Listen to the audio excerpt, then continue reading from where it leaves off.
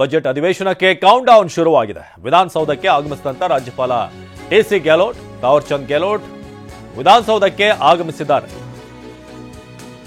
ರಾಜ್ಯಪಾಲರನ್ನ ಸ್ವಾಗತಿಸಿದ್ದಾರೆ ಸಿಎಂ ಮತ್ತು ಡಿಸಿಎಂ. ಹೂಗುಚ್ಛ ನೀಡಿ ಸ್ವಾಗತ ಕೋರಿದ್ರು ಮುಖ್ಯಮಂತ್ರಿ ಹಾಗೂ ಉಪಮುಖ್ಯಮಂತ್ರಿ ಸಿದ್ದರಾಮಯ್ಯ ಹಾಗೂ ಡಿ.ಕೆ. ಶಿವಕುಮಾರ್. ವಿಧಾನಸೌಧದ ದೃಶ್ಯಗಳನ್ನು ನೋಡ್ತಾ ಇದ್ದೀವಿ. ತಾವರ್ಚಂದ್ ಗೆಹ್ಲೋಟ್ ಅವ್ರನ್ನ ಅಲ್ಲಿ ಬರಮಾಡಿಕೊಂಡಂತ ಸಂದರ್ಭ. ಬಜೆಟ್ ಭಾಷಣ ಇನ್ನೇನು ಕೆಲವೇ ಹೊತ್ತಿನಲ್ಲಿ ಆರಂಭ ಆಗುತ್ತೆ ಬಜೆಟ್ ಅಧಿವೇಶನಕ್ಕೆ. ರಾಜ್ಯಪಾಲರನ್ನ ಸ್ವಾಗತ ಕೋರೋದ್ರಲ್ಲಿ. ಅದಾದ ನಂತರ ಇದೀಗ ನೋಡ್ತಾ ಇದ್ದೀವಿ ದೃಶ್ಯಗಳಲ್ಲಿ.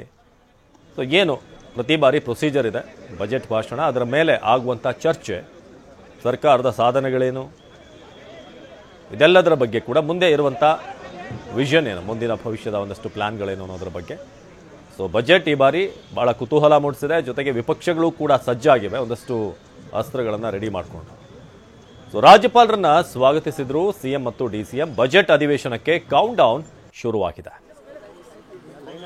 ಪ್ರತಿ ಬಾರಿಯ ಪದ್ಧತಿಯ ಪ್ರಕಾರ ಅಲ್ಲಿ ಸಿಎಂ ಬರ್ಮಾಡ್ಕೊಂಡ್ರು.